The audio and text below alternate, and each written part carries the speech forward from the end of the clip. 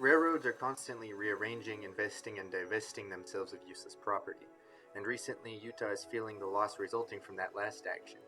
The old Denver and Rio Grande Western's Tintic Branch is being pulled up this summer. The branch pulls off from the main line to Denver at Tintic Junction in Springville, Utah.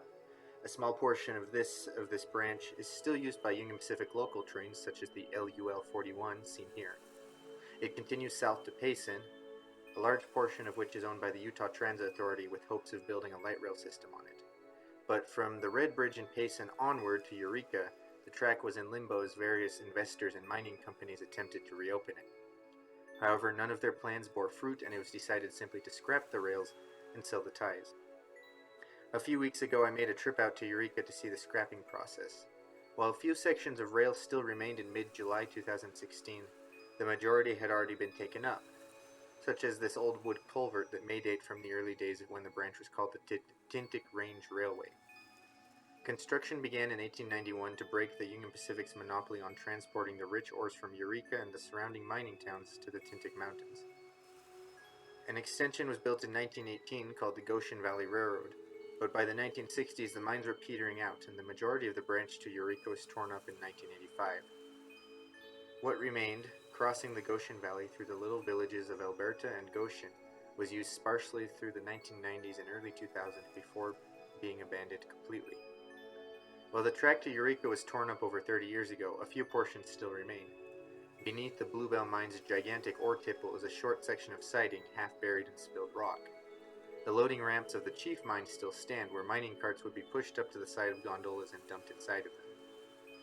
In a stroke of luck, we happened to run into Nick Castleton, who is Eureka's mayor.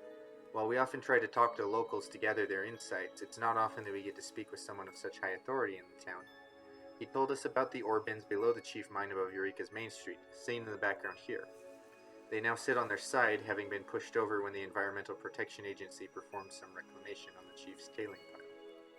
These bins were divided into compartments that held one freight car worth of ore. Each compartment was leased to an individual miner who purchased the rights to extract ore from the chief company. When their bin was full, a car would be dispatched, filled, and sent to the mill, making it easy to keep their ore separate from the ore coming from the Chief, Bluebell, and other mines in the immediate vicinity. While it is unfortunate that this bit of Rio Grande history is being lost, there is still much that remains. Eureka has a wonderful little museum housed in one of the former Denver and Rio Grande Western depots, which at one point was moved from Eureka to Silver City and then back again. And across the street from the museum is a Union Pacific CA3 caboose, just a stone's throw from the Union Pacific end of track. Many of the concrete bridge abutments and culverts will remain indefinitely, like this one close to the Trixie mine. While the Tintic Branch may never see a train again, some parts of it can still be enjoyed.